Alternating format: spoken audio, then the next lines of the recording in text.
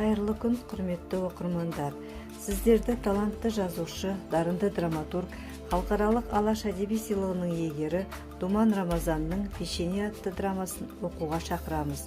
Бұл кітап ел тәуелсіздігінің 30 жылдығына орай, тәуелсіздігіміздің 30 жылдығына 30 кітап рухани-мәдени акциясы аясында драматургия жанры бойынша таңдалып алынған болатын. Шығармада автор қазіргі қоғамдағы өзекті тақырыптардың біріне тоқталады. «Пешене» трагедиясы бір отбасының драмалық өмірі туралы әңгімелейді. Басты кейіпкер Қайырбектің бауырларына қамқорлық көрсете алмай, жұбайының ықпалымен олармен туыстығын үзгені баяндалады. Әке-шешелері жиып берген мал-мүлкін шашып, әйелінің тек өз қарабасын ойлап жасаған әрекеттері шаңырақты шайқалтады.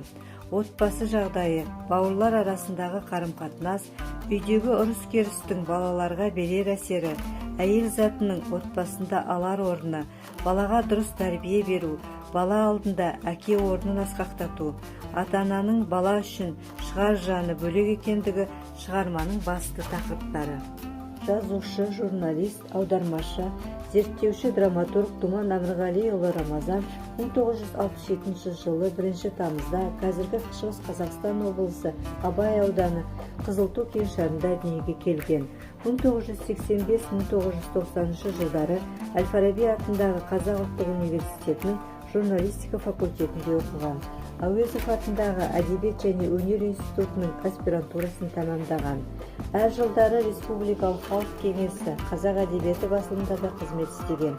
2007-2009 жылдары Ғабит Мүсірепов атындағы Қазақ мемлекеттік академиялық балалар театрында әдебиет бөлімінің меңгерушісі және 2009-2016 жылдары Әлем әдебиеті журналының жауапты хатшысы, бас редактордың орынбасары, бас редактор қызметтерін атқарған. Бүгінгі күні Қазақстан жазушыларының әдеби-әлеуметтік басылымы Жұлдыз журналында қызмет істейді. Көкжал, Қанкененің қазасы, Алланың әмірі, Жылап аққан тамшылар, Көк тамыр, Абылайханның арманы атты кітаптардың авторы. Кенесары Күнімжан, Керей Жәнібек, Тақ, Тас маңдай, Бейуақ, Бала Қазбек, Қанат талды атты драмалық шығармалары бар.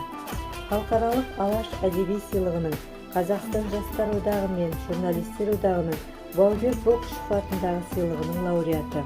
Кенесары хан атындағы республикалық конкурстың және 2010 жылғы жылдың ең үздік прозасы аталымы бойынша Алтын қалам байқауының бас жүлдегері. 2012 жылы Кенесары Күнімжан тарихи драмасы жылдың ең үздік драмалық туындысы деп танылды. 2013 жылғы Балауса бәйгесінің бірінші орын иегері. 2014 жылы еңбегі жанып жыл драматургі атанды. 2017 жылғы Астана ардағым сыйлығының проза номинациясында және Ауылым алтын тұғырым әдеби конкурсының драматургия бойынша бас жүлдегері атанды.